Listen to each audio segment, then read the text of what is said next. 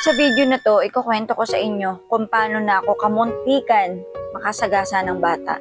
Kakapasok ko lang ng C5 at galing ako ng Bikutan. Nung mga oras na yan, medyo umaambon-ambon na. Pauwi na ako niyan at nagsa-sound trip na lang na ako. Relax lang, normal ang flow ng traffic, maluwag ang kalsada. May kausap ako that time through Freedcon Bluetooth intercom. Off ko na sana yung camera pero sabi ko wag na lang hanggang makauwi na lang na ako.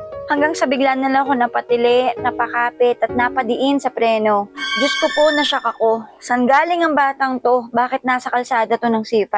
Patakbo na siya sa kabilang kalsada at sumakto naman yung pagkakakapit talaga ng preno kaya napunta siya sa gutter. Diyan sa mga butas ng pader na yan, ine-expect ko or inaantay ko na may kukuha sa kanya, may lalabas na tao para kunin siya. Kinakausap ko siya and I assume na kahit papano ay nakakaintindi na siya. Nag-aalala ako na baka sa isang segundo na hindi ko pagtingin sa kanya ay bigla siyang gumawa ng hindi maganda at tumawid. Tumatakbo nga tong si kuya and I assume na siya na nga yung magulang. Ang nasa isip ko na niyan, ano ba naman tong klaseng magulang na to, bakit pinapabayaan niya yung bata dito sa C5? Kung nagkataon, syempre kawawa yung driver at syempre kawawa rin yung bata. So yun na nga, I assume na siya nga yung magulang. At sinabi ko nga muntik na nga mabangga yung bata dahil sa kapabayaan pero nabuang ako kasi nakangiti pa talaga siya.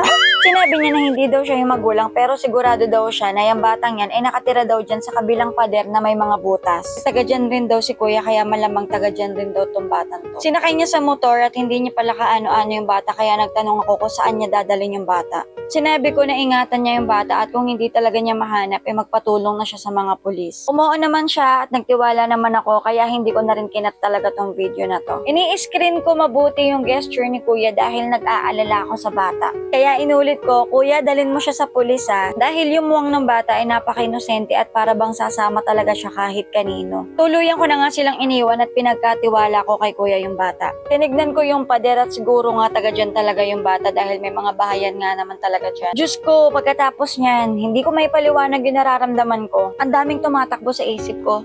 What if hindi ko na-delay yung pagtawid ng bata sa kalsada? Or what if nabangga ko talaga siya? Or worse, mabangga siya na mas mabibilis at malalaking sasakyan. Kasi konting-konti na lang, konting space na lang yung agwat namin ng bata.